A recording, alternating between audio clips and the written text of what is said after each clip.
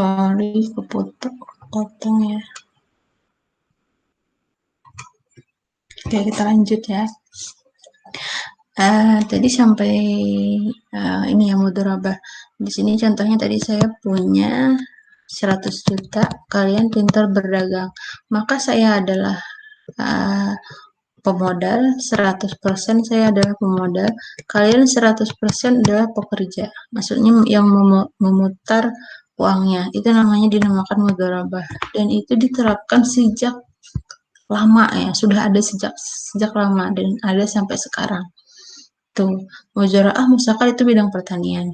Ada yang nanti punya benihnya atau yang satu punya tanah, yang satu sebagai petaninya.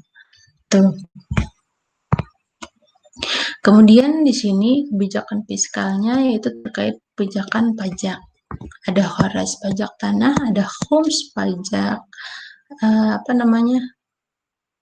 hasil alam, kemudian zakat, ada kewajiban muslim. Kemudian yang ketiga ada anggaran APBN. Pada zaman Rasulullah pengaturan APBN itu harus secara cermat, efektif, dan efisien. Itu selalu dievaluasi ya. Kemudian yang terakhir kebijakan fiskal khusus. Nah ini yang sangat menarik.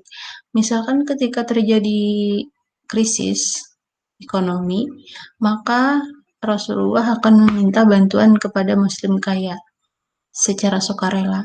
Nanti juga muslim tadi membantu bagaimana menangani krisis ekonomi. Nah itu ya. Itu namanya kebijakan fiskal khusus. Nah, kemudian itu tadi kebijakan fiskal, selanjutnya kebijakan moneter. Gimana sih kebijakan moneter? Yang pertama, kalau kita berbicara moneter itu pasti berbicara tentang uang, berbicara tentang inflasi, tentang bunga, tentang nilai tukar. Nah, kalau zaman dulu tidak sebanyak sekarang ya. Jadi kebijakan moneternya apa? Yaitu penetapan uang dinar dan dirham sebagai mata uang sah negara, face value. Jadi maksudnya dinar dan dirham sudah digunakan sebagai mata uang. Tuh. Dinar dirham ini berasal dari Romawi dan Yunani ya, dan akhirnya digunakan juga oleh negara Islam. Kemudian juga fungsi uang masih sederhana. Yang pertama dia sebagai transaksi, yang kedua sebagai precautionary, jaga-jaga atau dana darurat. Nah itu fiskal dan moneter. Nah ini pemikiran ekonomi masa Khulafaur Rasyidin. Kalau kalian belum tahu Khulafaur Rasyidin atau yang non-muslim, Khulafaur Rasyidin itu adalah sahabat Nabi ya. Sahabat Nabi yang ada di sisi Nabi Muhammad. Kemudian setelah Rasulullah meninggal, beliau inilah yang menggantikan sebagai khalifah atau kepala negaranya. Yang pertama itu ada Abu Bakar As-Siddiq, kemudian ada Umar, kemudian ada Utsman, kemudian Ali bin Abi Thalib. Karena yang paling tua Abu Bakar. Kemudian setelah Abu Bakar meninggal itu diganti sama Umar bin Khattab, kemudian diganti Utsman bin Affan, kemudian diganti Ali bin Abi Thalib. Nah, mereka ini disebut dengan Khulafaur Rasyidin atau sahabat Rasulullah ya. Nah, ini Abu Bakar As-Siddiq. Ini profil beliau. Bisa kalian search aja bagaimana biografi Abu Bakar As-Siddiq. Beliau adalah orang yang sangat dipercaya Rasul juga ya, karena sifat kejujurannya, kemudian juga kebaikan budinya, kemudian juga sahabat yang sangat baik hati, juga sekaligus bapak mertua Rasulullah. Kenapa? Karena anak dari Abu Bakar itu adalah istri Rasulullah. Siapa? Ya, itu ya, Aisyah. Nah, setelah Rasul wafat, sahabat Abu Bakar menjadi khalifah, tepatnya pada bulan Rabiul Awal tahun ke-11 Hijriah. Kemudian akhirnya khalifah Abu Bakar diangkat berdasarkan hasil musyawarah ya. Kemudian juga beliau sangat bertanggung jawab dan orang yang amanah. Kemudian pada saat Rasulullah wafat itu perkembangan Islam masih batas Jazirah Arab saja, tetapi setelah Abu Bakar memegang kekuasaan, beliau melanjutkan perjuangan dan sehingga perkembangan Islam menjadi sangat luas sekali. Nah, ini kebijakan ekonomi pada masa pemerintahan Abu Bakar As-Siddiq. Yang pertama apa? Melakukan penegakan hukum terhadap pihak yang tidak mau membayar zakat. Pokoknya Khalifah Abu Bakar As-Siddiq ini sangat membenci orang yang tidak membayar zakat ya, sehingga ditindak tegas. Kemudian juga Abu Bakar ini terkenal dengan ketelitian dan juga keakuratan dalam menghitung zakat. Jadi sampai komanya aja tahu, maksudnya akurat gitu ya. Kemudian juga mengembangkan Baitul Mal.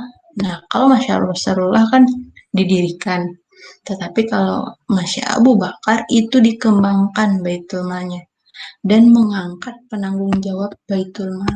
Ada yang bertanggung jawab atas Baitul Mal. Kemudian juga menerapkan konsep balance budget policy pada Baitul Mal. Maksudnya apa di sini? Seimbang ya. Apa yang masuk dan yang keluar itu harus seimbang. Tuh. Kemudian juga secara individu Abu Bakar ini adalah praktisi akad-akad perdagangan. Akad-akadnya apa? Banyak akad-akad itu ya. Murabahah, bai, salam istisna. Tuh. Kemudian Abu Bakar meninggal pada 13 Agustus 61 Masehi pada umur 63 tahun. Beliau menjabat sebagai khalifah selama 2 tahun 13 bulan 3 bulan 11 hari. Nah, setelah Abu Bakar As-Siddiq meninggal diganti oleh Umar bin Khattab. Nah, ini beliau adalah khalifah kedua setelah Abu Bakar. Kemudian juga beliau juga sangat cerdas, orangnya petarung juga. Kemudian juga suka menulis dan orang sebelum masuk Islam adalah orang yang sangat ditakuti ya, karena beliau suku kaum Quraisy dan luar biasa gitu pengaruhnya. Dan beliau masuk Islam pada umur 27 tahun. Tuh. Apa kebijakan ekonominya pada masa Umar bin Khattab? Yang pertama, pendirian lembaga Baitul Mal. Nah, kalau masa Rasulullah itu baru didirikan Baitul Mal. Kemudian masa Abu Bakar dibuatlah penanggung jawab. Lalu pada masa Umar bin Khattab itu lembaga Baitul Mal itu dijadikan sebuah lembaga. Nah, kemudian dalam catatan sejarah itu ada pembangunan institusi administratifnya. Sudah dibangun ya kantornya. Kemudian juga pada saat itu ada kheraz sebesar 500 dirham. Itu yang terkenal banget ya. Karena adanya 500 dirham hasil dari kharaj, kemudian itu besar banget, akhirnya dibuatlah institusi administratif karena sangat besar ya, dan akhirnya didirikanlah lembaga itu.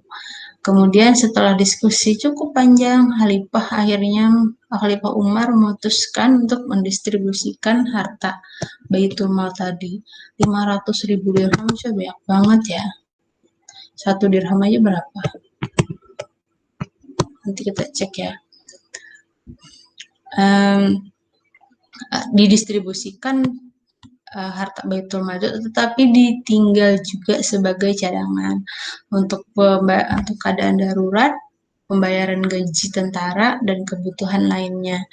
Nah, untuk mendistribusikan harta ini, Khalifah Umar itu mendirikan beberapa departemen. Nah, ya kan semakin berkembang ya. Tadi sudah ada didirikan lembaga. Oh, ternyata sekarang didirikan kantor, dan di dalam kantornya ada beberapa departemen.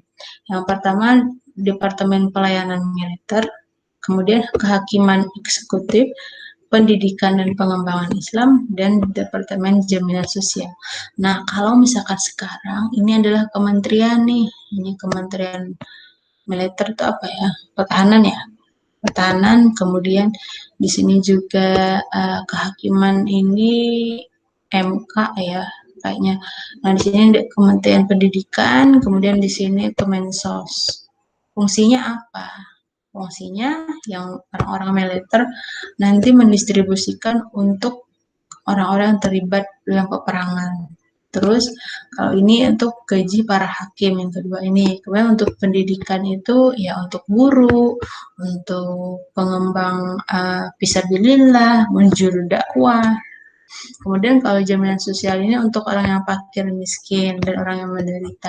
Akhirnya masing-masing punya tugasnya ya. Oh, ini yang mengurus pendidikan, ini yang mengurus sosial, ini yang mengurus kehakiman dan eksekutif. Oh, ini yang mengurus pelayanan militer. Kemudian yang kedua, setelah mendirikan lembaga Baitulmal, ada juga kebijakan terkait kepemilikan tanah. Nah, jadi pada masa Khalifah Umar ini dan wilayah kekuasaan itu semakin luas kan, jadinya akhirnya mayoritas sumber pemasukan itu berasal dari pajak tanah karena berasal dari jajahan tadi. Misalkan kerajaan Romawi dan Persia, dan hal ini membutuhkan administrasi yang luar biasa sehingga dalam administrasi itu ada kharaj atau pajak terhadap tanah-tanah yang dimiliki gitu. Jadi Baitul Mal akhirnya semakin makmur. Kenapa? Karena pendapatannya semakin bertambah gitu ya. Yang ketiga itu terhadap zakat. Nah, pada masa Umar ini Gubernur Taif itu memiliki sarang lebah tetapi tidak membayarkan usur. Usur itu biaya cukai ya. Biaya cukai kalau sekarang. Tetapi menginginkan sarang lebah tersebut dilindungi secara resmi. Dia nggak mau bayar usur, tetapi dia mau sarang lebahnya dilindungi. Gitu ya. Namun akhirnya pada saat itu diijtihadkan dan keluarlah zakat yang ditetapkan 1/20 untuk madu yang pertama, kemudian 1/10 untuk madu yang kedua. Jadi pada zaman Umar akhirnya ada yang namanya zakat untuk hasil dari peternakan lebah atau sarang lebah. Tuh. Awalnya nggak ada. Jadi zakat ini terus berkembang. Makanya sampai sekarang ada yang namanya zakat profesi. Itu ya, karena terus berkembang. Yang keempat ada usur. Nah, usur tadi yang saya jelaskan tadi ya.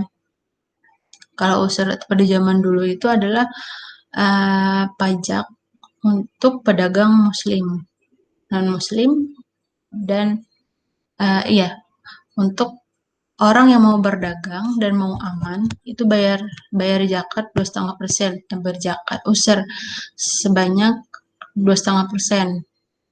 Kalau misalkan dia adalah kafir zimmi atau kafir yang masih punya agama 5%, tetapi untuk kafir harbi yang tidak percaya agama itu 10%. Jadi supaya mereka aman untuk berdagang di negara muslim. Itu. Kemudian yang kelima, pada zaman Umar juga Umar menerima sedekah dari non-muslim. Itu ya. Jadi pada saat itu ahli kitab yang dari Kristen itu tidak membayar sedekah kecuali orang Kristen. Maksudnya cuma orang Kristen yang membayar sedekah itu ke Baitul Mal. Sedangkan Bani Taklib itu yang keseluruhan kayaknya Bani Taklib itu punya hewan ternak yang luar biasa. Akhirnya Umar mengenakan jizyah kepada Bani Taklib yang menolak membayar jizyah, tidak membayar sedekah tadi ya. Oke, kalian boleh tidak bayar sedekah, tapi kalian harus bayar jizyah gitu. Karena kalian punya banyak hewan ternak dan punya banyak tanah untuk hewan ternak itu. Tetapi mereka menolak membayar jizyah, mungkin karena terlalu besar. Dan mereka lebih memilih membayar sedekah. Akhirnya tidak hanya orang Kristen yang bayar sedekah, maksudnya tidak hanya orang Kristen yang bersedekah untuk Baitul Mal, tetapi juga dari Bani Taklib juga memberikan sedekah untuk Baitul Mal, untuk kepentingan negara ya. Tuh. Kemudian yang selanjutnya itu koin. Nah, pada masa Umar ini, koin mata uang asing dengan berbagai bobot telah dikenal. Maksudnya tidak hanya dirham ya, tapi juga ada emas, koin emas, dirham dari emas, dinar dari emas, kemudian dirham dari perak. Nah, kemudian bobot dinar itu sama dengan satu mitsyal. Satu dinar itu sama dengan satu mitsyal. Misal itu apa? 20 kirat atau 100 grains of barley. Oleh karena itu rasio antara satu dirham dan satu miskal adalah satu dirham itu 7 miskal. 1/7 miskal ya. Miskal. Jadi ini mau konversi satu dinar itu berapa sih sebenarnya. Tuh. Kemudian yang selanjutnya klasifikasi dan alokasi pendapatan negara. Jadi ada zakat, jadi dibagi 4. Tuh, jadi ini pemasukan ini. Yang pertama ini untuk pendapatan khusus zakat dan biaya cukai. Nah, nih kalau yang di sini pendapatan khums, pajak barang temuan dan sedekah. Kemudian ini dari pajak tanah, ini dari harta rampasan, ini pajak tanah juga, pajak non muslim, kemudian di sini user dan sewa tanah, dan ini pendapatan lain-lain. Jadi ada klasifikasinya, tidak dicampur lagi. Kalau pada Masya kan harta yang masuk langsung masuk aja. Tapi pada masa Umar karena udah beragam, udah complicated, akhirnya dibagilah. Kemudian bagaimana kebijakan terkait di pengeluaran. Nah, kemudian pada pengeluaran ini, dana pensiun itu merupakan pengeluaran negara yang paling penting. Kemudian setelah dana pensiun itu dana pertahanan negara, kemudian dana pembangunan. Ya, itu beberapa kebijakannya. Kemudian Umar meninggal pada usia 63 tahun, dan ini sangat dramatis ya. Maksudnya sangat mengandung bawang. Kenapa? Karena pada saat itu Khalifah Umar itu sedang sholat subuh. Beliau ditusuk dari belakang dengan pisau beracun oleh Abu Lulu Fairuz al-Persisi. Beliau saat sholat ya itu ditusuk. Kemudian beliau tetap sholat saking khusyuknya. Baru setelah selesai sholat baru tahu kalau beliau ditusuk, dan akhirnya jatuh dan meninggal. Nah, itu. Kemudian selanjutnya pengganti Umar adalah Utsman bin Affan. Nah, ini Utsman bin Affan, beliau dari golongan as-sabiqunul awalun, atau orang-orang yang pertama, golongan yang pertama masuk Islam. Kemudian Utsman bin Affan adalah orang jujur, rendah hati di antara kaum muslimin. Beliau juga merupakan garis keturunan Rasulullah pada generasi kelima. Jadi Rasulullah, kemudian anak Rasulullah, kemudian cucu, buyut, kemudian generasi Utsman bin Affan ini. Tuh. Jadi generasi kelima masih keturunan Rasulullah. Lalu apa saja kebijakan ekonominya? Nah, pada masa pemerintahannya ini kan berlangsung 12 tahun, ini lumayan lama. Khalifah Utsman itu berhasil ekspansinya luar biasa ke Armenia, Tunisia, Siprus, Rhodes, dan sebagainya sampai ke Tabaristan. Beliau juga berhasil menumpas beberapa pemberontakan. Nah, 6 tahun pertama beliau menjabat itu melakukan penataan baru. Satu, beliau membangun perairan. Kenapa? Karena pertanian sudah sangat berkembang, sehingga perlu adanya perairan yang lebih bagus, tidak hanya mengandalkan hujan. Tuh. Yang kedua, adanya kepolisian. Nah, yang awalnya itu hanya ada TNI kan, militer. Kemudian akhirnya adalah kepolisian untuk menjaga keamanan perdagangan. Nah, jadi pada zaman Utsman sudah mulai ada polisi. Kemudian pembangunan gedung pengadilan. Tuh, ya, gedung pengadilan juga ada sampai sekarang ya. Kemudian kebijakan pembagian lahan luas menjadi Raja Persia, kemudian hasilnya mengalami peningkatan. Maksudnya pembagian lahan luas milik Raja Persia itu yang awalnya 9 juta dirham menjadi 50 juta dirham. Pembagian bagi hasil. Tuh. Kemudian Utsman meninggal karena terbunuh oleh para utusan dari Kufah, Basrah, dan Mesir. Lalu mereka itu kan menginginkan Utsman dipecat, padahal kerabat sendiri ya. Kemudian beliau itu wafat pada usia 82 tahun. Kalau khalifah sebelumnya 62, 63, Rasulullah juga umur 60. Nah, kalau Utsman bin Affan ini meninggal pada usia 82 tahun. Nah, setelah Utsman meninggal, digantilah dengan Ali bin Abi Thalib. Ini Khalifah Rasyidin yang terakhir, yang paling muda, gitu ya. Nah, beliau ini juga adalah menantu dari Rasulullah. Kenapa? Karena beliau menikah dengan anak Rasulullah, yaitu Fatimah, ya. Kemudian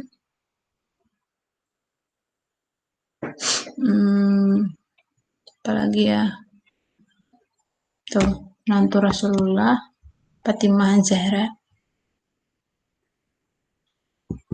Nah, apa kebijakan ekonomi pada masa pemerintahan Ali bin Abi Thalib? Apa ya? Jadi pada masa Abu Bakar berkembang, Umar berkembang, Utsman berkembang. Lalu entah kenapa pada masa Ali bin Abi Thalib itu luar biasa terjadi ketidakstabilan ya. Jadi karena keadaan politik jadi susah dikendalikan, pemberontakan juga di mana-mana pada masa Ali ini. Jadi beliau hanya menjabat selama 6 tahun. Nah, itu dipenuhi ketidakstabilan politik, berontakan, kemudian juga Aisyah yang menuntut kematian Utsman bin Affan, kemudian juga dan lain-lain ya. Meskipun demikian, Ali bin Abi Thalib tetap berusaha bagaimana keadaan ekonomi itu bagus, bagaimana kesejahteraan masyarakat itu bagus. Nah, prinsip utama dari kebijakan ekonomi Ali bin Abi Thalib itu adalah distribusi uang rakyat. Jadi diratakan, betul-betul merata, ya. Kemudian distribusi itu dilakukan setiap pekan sekali, ya. Jadi supaya uang yang di Baitul Mal itu tidak mengendap, gitu ya. Akhirnya setiap hari Kamis itu dilakukanlah pendistribusian dan juga pembayaran. Jadi kalau mau bayar zakat, jizyah, usur, khums, kharij itu bisa dilakukan hari Kamis. Karena pada hari Kamis juga akan dana itu dikeluarkan dari Baitul Mal. Tuh. Jadi kemudian pada hari itu semua penghitungan harus diselesaikan dan pada hari Sabtu dimulai penghitungan baru. Tuh. Jadi kemudian akhirnya baguslah secara distribusi bagus tuh. Lalu apa saja terkait dengan kebijakan Khalifah Ali bin Abi Thalib ini mempunyai konsep yang jelas ya terhadap pemerintahan, administrasi, dan masalah lainnya. Nah, apa saja tadi? Yang pertama, pendistribusian seluruh pendapatan yang ada. Nah, kalau pada masa Umar kan didistribusikan dan disisihkan untuk dana darurat dan lain-lain. Tetapi kalau masa Ali bin Abi Thalib itu semuanya harta itu didistribusikan. Nah, itu. Kemudian yang kedua, pengeluaran angkatan laut dihilangkan. Padahal kan sebelumnya ada untuk dana keamanan militer untuk yang di laut gitu. Nah, pada masa Ali ini itu pengeluaran angkatan laut dihilangkan karena tidak terlalu dibutuhkan karena nggak ada perang di laut ya. Kemudian yang ketiga itu adanya kebijakan pengetatan anggaran. Karena adanya ketidakstabilan ekonomi, jadi anggaran itu diketatkan. Kemudian yang terakhir itu pencetakan mata uang sendiri atas nama pemerintahan Islam, di mana sebelumnya kita menggunakan uang dinar dari Romawi dan Persia. Nah, kemudian beliau Ali bin Abi Thalib ini meninggal terbunuh di tangan Ibnu Mulzam dari kelompok Khawarij. Beliau juga meninggal pada usia 63 tahun. Itu ya. Nah, selesai